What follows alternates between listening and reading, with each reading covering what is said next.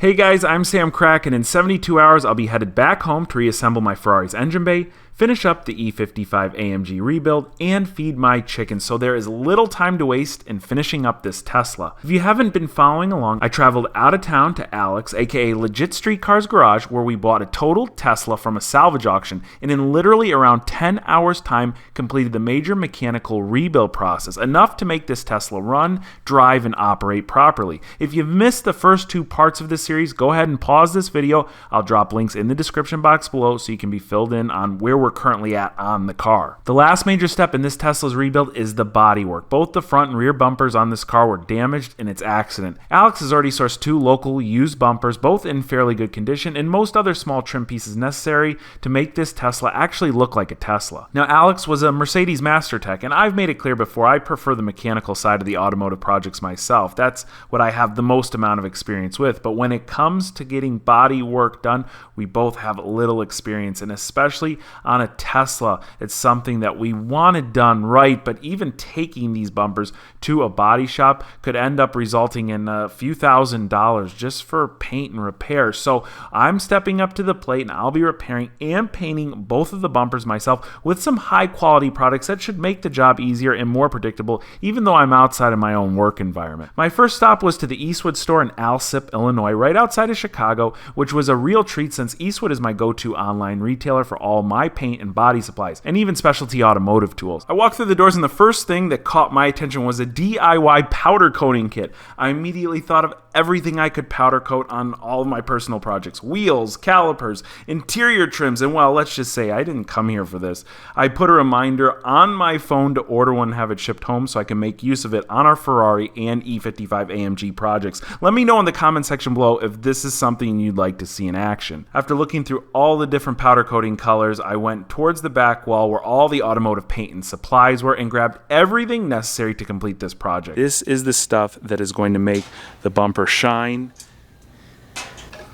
This Eastwood store gave me so many different ideas. It was really a pleasure to visit. I'm going to drop a link in the description box below for Eastwood's online store. If you ever need anything specialty automotive or anything in the paint and body department, they're the ones to go to.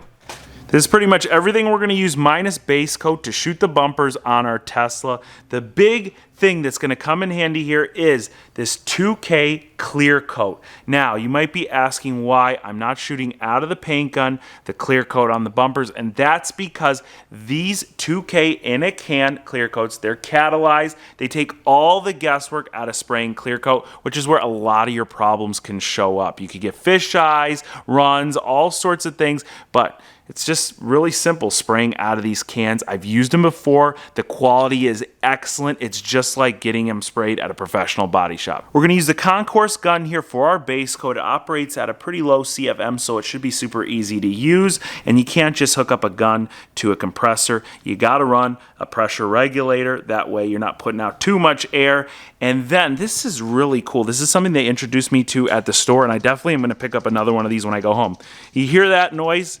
So there are like little beads in here that absorb the moisture in the lines of your air compressor. There's moisture in the lines of every air compressor. That's going to take away our moisture, and then we're going to hook up this inline particulate filter to make sure no trash gets in our paint. Now let's get some sandpaper on a block so we can start prepping our bumpers. So we found a local parts recycling facility that had this rear bumper in stock. They charge us $100 for local pickup, which is a pretty good deal considering that this is actually a facelifted model. Right here is the facelifted valance. The original bumper has valances on either side, not one directly in the center. Now you can see I've already started sanding it a little bit here just to see what we're working with. All these little scuffs that you see, those are all pretty superficial just because they were all stacked up at the warehouse that we picked them up.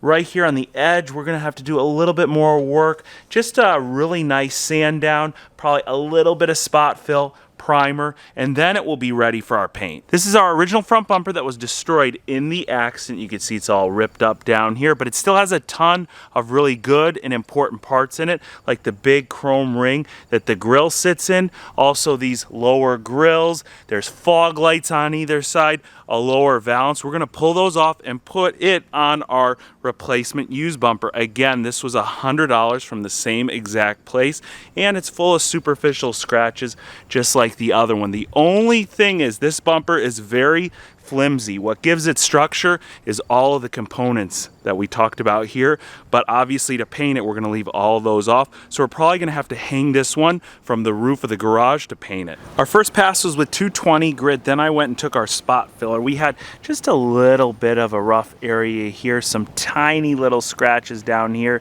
and again just an area where I scratched all the way down to the plastic. There's going to be very little spot fill left. There was one tiny nick, something that you probably wouldn't have even noticed, but it was right here. Again, I'm just going to go ahead, we're going to move up to 320, we're going to sand all of that spot fill off, and then another final pass with 400. This bumper should be ready to paint. We're so close to making this happen. This bumper is basically ready for base coat. We've got it hanging from the track to the garage door.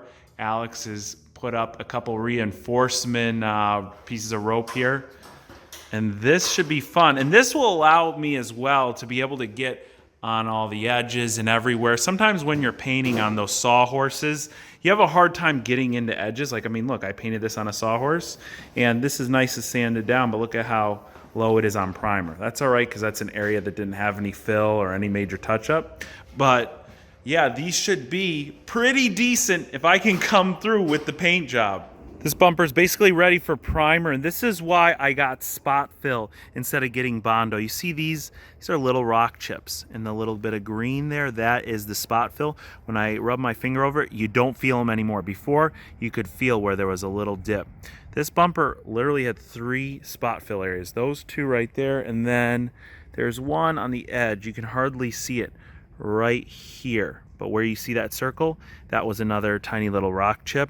So we're gonna get this hooked up. This is a tough bumper because it's really floppy and flimsy when you pick it up, but we're gonna get this primered, and then we're gonna hook it up just like we did our rear bumper. We are ready to go. I've sanded the primer down with 600 grit sandpaper, and then I've cleaned them off. I'm going to give one last pass with a tack rag before we actually begin painting. Now we have our air line coming from the wall over here, plenty of air hose, and again, like I told you, that moisture filter in line right here, that's going to be hooked up. Coming over here, we're going to be shooting the Concourse LT from Eastwood. We've got 4 cans of 2K clear. I've got additional cans if we so need it, and then our color match paint. This is a 2 parts paint to 1 part reducer. We're going to mix it in here, put it in the gun. I've got the pressure regulator set up on the gun to 25, whatever that is, kilograms per centimeter. I just know 25 is generally the magic number. You want to keep it in the mid to high 20s. Let's cross our fingers and hope this turns out well.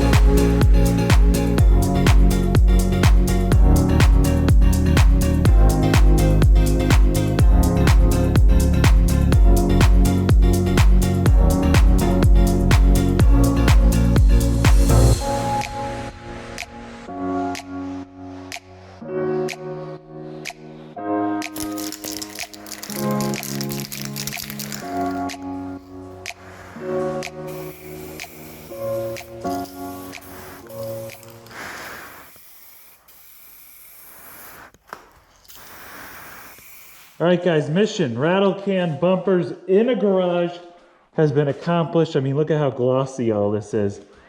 I think the job looks pretty darn good. Minimal orange peel, there is a little bit, and there are a few very tiny imperfections in the clear coat that will be able to be wet sanded and buffed out. But otherwise, nice and thick clear coat, beautiful out of the spray can. We're done.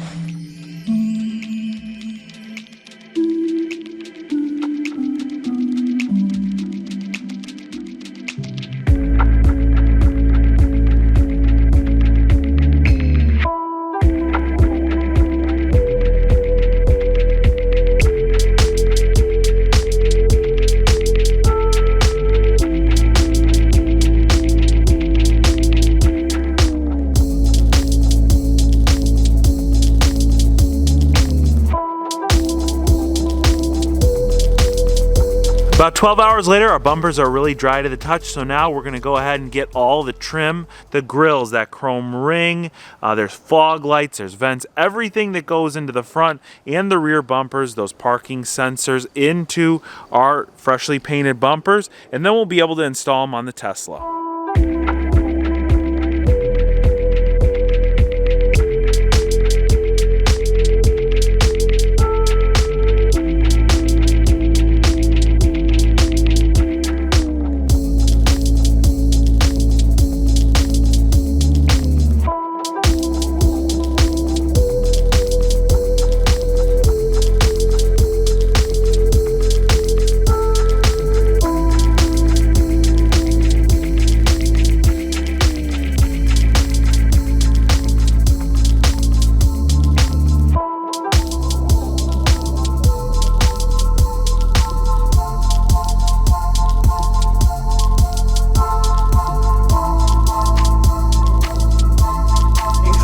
Good without the front emblem. We de-badged it. No one knows what it is. So actually, imagine this would take a little bit of work. Something you might be able to do here: fill this in, right, and just all gloss black. I mean, look at what it looks like on camera. Come back here really quick. That's pretty cool. Yeah, it looks pretty awesome cool for having the old that. style front bumper. That's I like it. All right, let's get the rear on now and drive it. Yeah. Insane. No, Ludicrous Mode. Ludicrous Plus.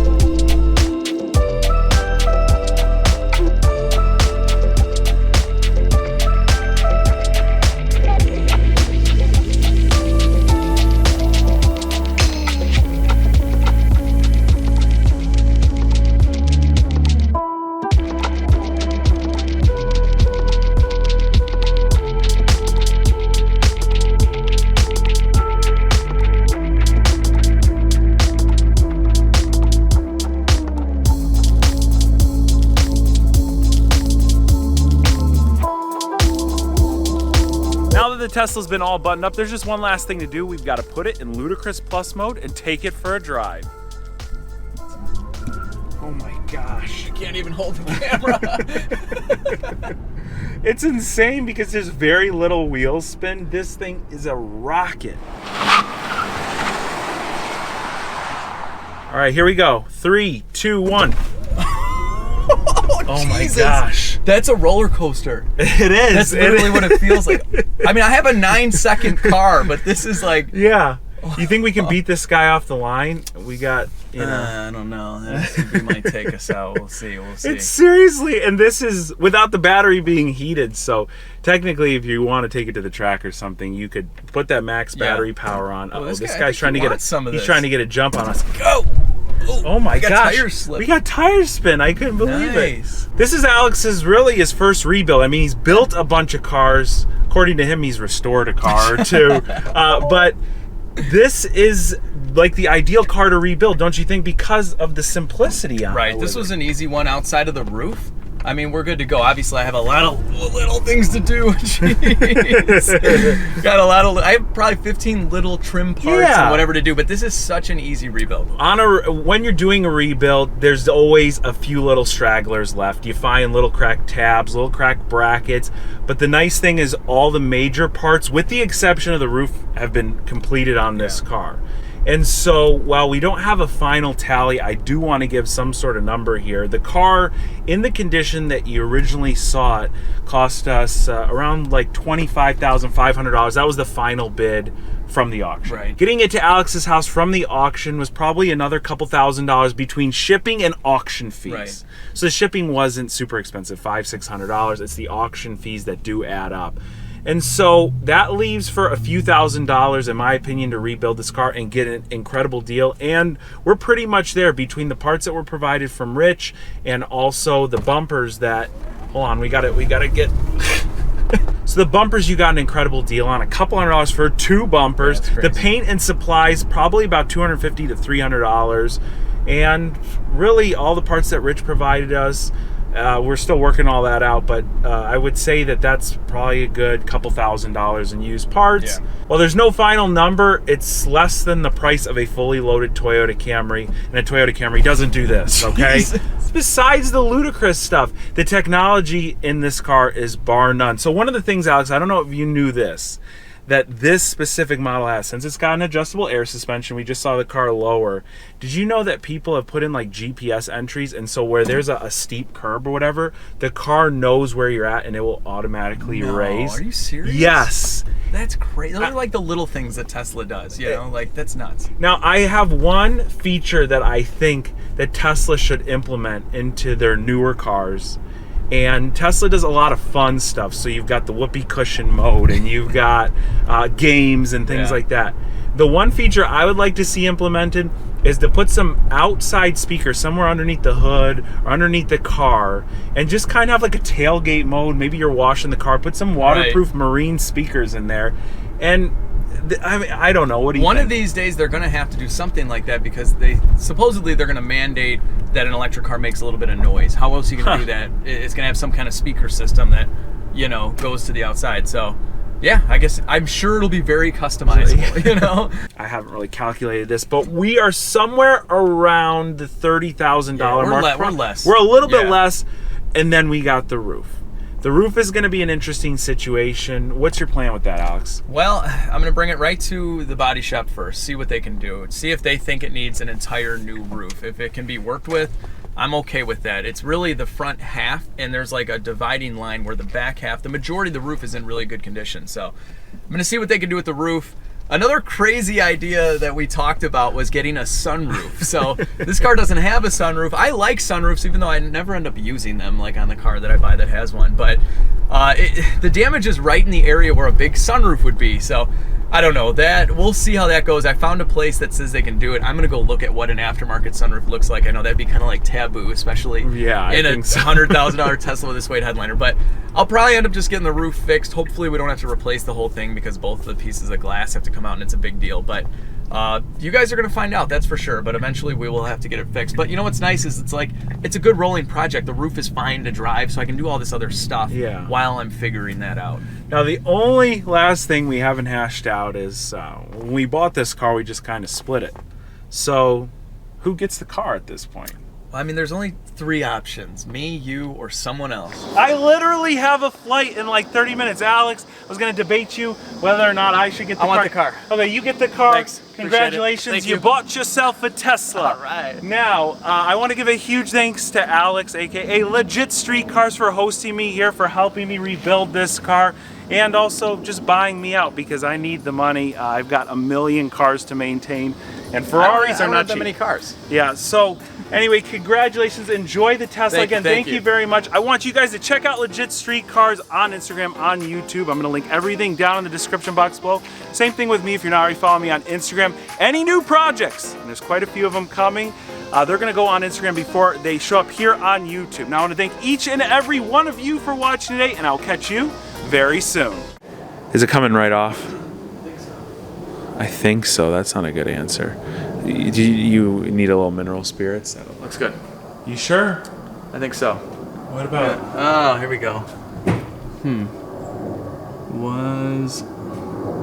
All right, I know what you guys are thinking. Why did you not get the roof done? Come on, it wouldn't be a Sam Crack project if I didn't leave one thing unfinished. But like I just told you, head on over to Legit Street Cars here on YouTube. He's already started the roof repair process, and the second it's done, he's going to update you with a video. So make sure to stay tuned.